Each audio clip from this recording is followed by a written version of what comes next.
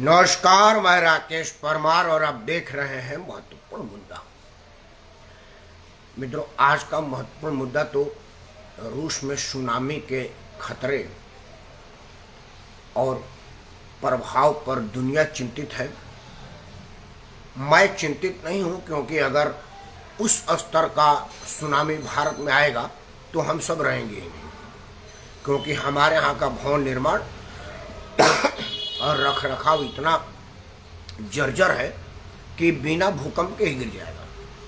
आए दिन रोज बिल्डिंगें गिरी रही हैं। तो भूकंप से चिंता अमेरिका को है, चीन को है, जापान को है, रूस, इंडोनेशिया, ऑस्ट्रेलिया, न्यूजीलैंड, जो वो सराउंडिंग के प्रशांत महासागर के देश हैं उनको है। मैं निश्चिंत हूँ, इसीलिए इसको महत्वपूर्ण मुद्दा नहीं बनाया। आज मेरा महत्वपूर्ण मुद्दा है कि हमारा देश रसातल में जा चुका है या जाने वाला है या बहुत तेजी से जा रहा है, क्योंकि जहां पर किसी मिलिट्री ऑपरेशन के नाम पर मीन मेख निकाली जाए तो समझ लीजिए कि आपका दिमाग खोखला हो चुका है, अंदर से सड़ चुका है। अब ये किसी काम का रहा नहीं। जिस देश में 100 करोड़ से ऊपर हिंदू रहते हों, उस हिंदू आस्थाओं को शरेआम इस तरह से घृणा के दृष्टि से देखना यह इसलिए संभव हुआ है कि हमारे संविधान निर्माताओं ने हमको शुरू से ही नपुंसक बना करके रखा है, और यह साजिश आज़ादी के पहले से ही चल रही है। मोहनदास करमचंद नाम का एक गांधी की आंधी भारत में बनाई गई ताकि लोग उसके आभा मंडल में आवे और उसको अपना बाप मानने लगे, और सार्वजनिक रूप से उसको बाप घोषित भी किया गया। और उस आदमी ने हमारे नौजवानों को समझाया कि अगर इस गाल पर कोई थप्पड़ मारे तो दूसरा गाल उनके सामने कर दो। मतलब नपुंसकता का पराकाष्ठा उस आदमी ने किया, और उसका वजह यह है कि लोग आज पीठ पर और पेट पर दोनों तरह लात मार रहे हैं और हम खिलखिला रहे हैं।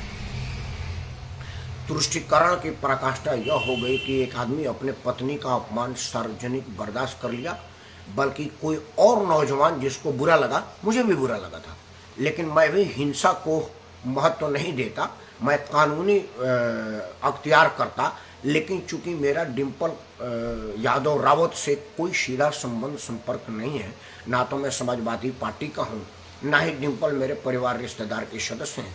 भारत की महिला है और भारत के महिला के हितों की रक्षा में जबानी किया, क्योंकि कानूनी करने का कानूनी अधिकार मेरे पास नहीं था।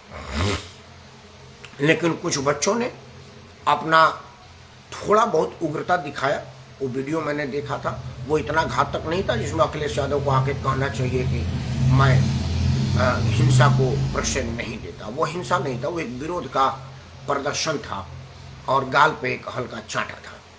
उसके उलट उस मौलाना ने डिम्पल जी के लिए जो शब्द का इस्तेमाल किया, डिम्पल जी भारतीय महिला ही नहीं, हमारे पूर्व मुख्यमंत्री की पत्नी भी हैं, लोकसभा की सम्मानीय सदस्य हैं और भारतीय परिधान में रहती हैं।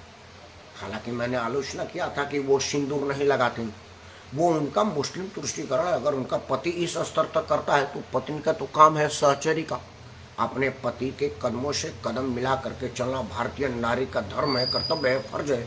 और डिम्पल को मैं झुक करके प्रणाम करता हूँ, बहुत बहुत साधुवाद, और उम्र में जो भी 2-4 महीना बड़ा हूँ उससे आशीर्वाद देता हूँ कि डिम्पल ने अपने पति के कदम से कदम मिला करके चलने का प्रयास किया, चाहे वो कदम गलत दिशा में लेके क्यों न जा रहा हो।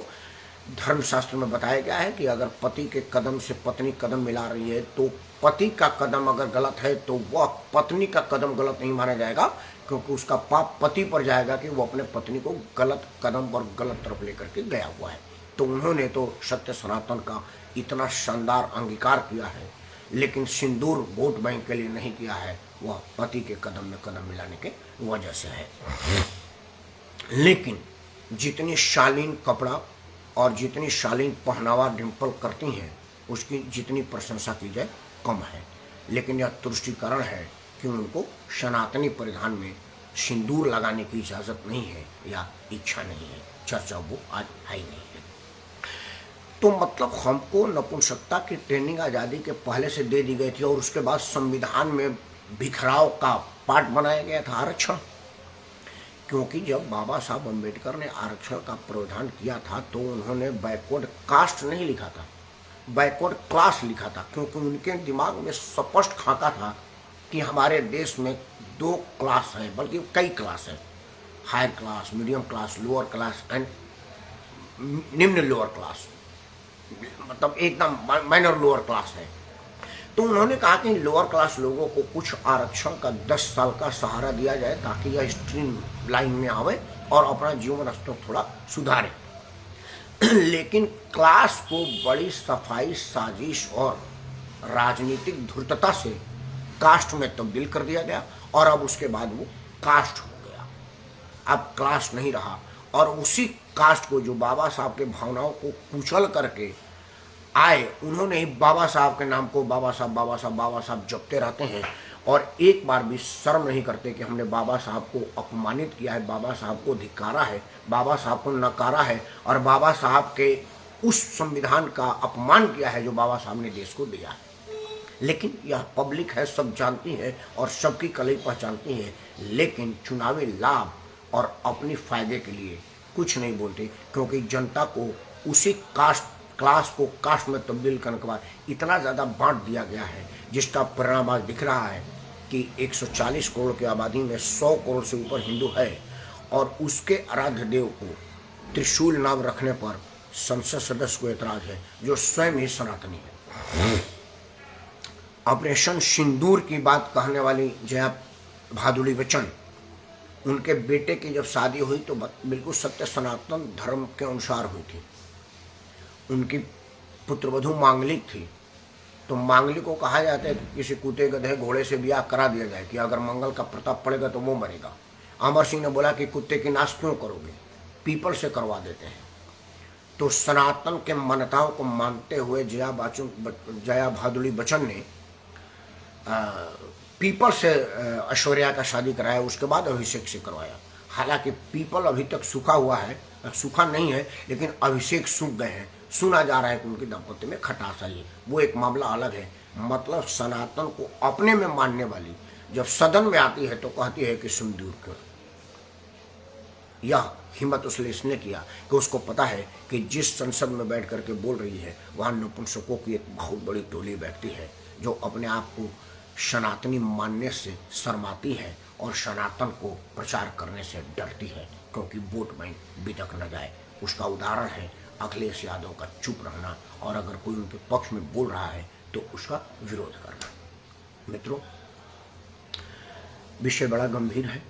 वीडियो लंबा करने से लोगों को देखने में समस्या आ रही है, तो इस गंभीरता को गंभीर बनाए रखने के लिए सिर्फ 2 बात कह के वीडियो बंद करूँगा कि आप विचार करिएगा कि क्या किसी नेता का, किसी सामाजिक कार्यकर्ता का या किसी साधारण इंसान की हिम्मत हैसियत औकात हुई कि वो और धर्मों के विषय में कुछ बोलने की हिमाकत कर सके। सबसे कम परसेंट रहने वाले यहूदियों के विषय में बोलने की हिम्मत किसी ने किया, सिखों के विषय में बोलने की हिम्मत किसी ने किया, पारसी के विषय में बोलने की हिम्मत किसी ने किया। मुसलमान का तो कर ही नहीं सकते, गला कट जाता है। लेकिन हिंदुओं के विषय में बोलने की क्यों हिम्मत कर पाते हैं? क्या उनको पता है कि हम सनातनी नपुंसक हैं, या आपस में इतने बटे हुए हैं कि जब एक होने की बात आएगी तो कोई क्षत्रिय होगा, कोई ब्राह्मण होगा, कोई यादव होगा, कोई कुर्मी होगा, कोई लाला होगा तो कोई लोहार होगा? क्या यही वजह है कि हम पीटे जा रहे हैं, सार्वजनिक रूप से हमारे अभिमानों पर, हमारे सम्मानों पर थूका जा रहा है, और इसी का फ़ायदा उठा करके एक हरामी टाइप का आदमी हमारे देवी देवताओं को नग्न तस्वीर बनाया और कहा कि अभिव्यक्ति की आज़ादी है। उसने अपने बाप की तस्वीर नग्न क्यों नहीं बनाया? क्योंकि अभिव्यक्ति की आज़ादी वहाँ भी तो है, लेकिन अगर वैसा करता तो नग्न करके छील लिया जाता। हम नहीं छीलते हैं, शायद इसी वजह से रोज़ छीले जा रहे हैं। विचार जरूर करिएगा। मैं बड़ा दुखी हूँ कि कोई कैसे हमारे धर्म को सीधा सीधा गाली दे देता है और जिंदा रहता है वो भी पुरस्कृत होता है, और पुरस्कार देने वाला भी हमारे ही लोग हैं जो सनातनी नाम दाम रखते हैं, सनातनी काम बेशक ना रखते हैं। विषय बड़ा गंभीर है, विचार जरूर करिएगा। मैं तो कर ही रहा हूँ। इन्हीं शब्दों के साथ मैं राकेश कुमार आप सबको सादर प्रणाम करता हूँ। जय हिंद, वंदे मातरम और भारत माता की जय।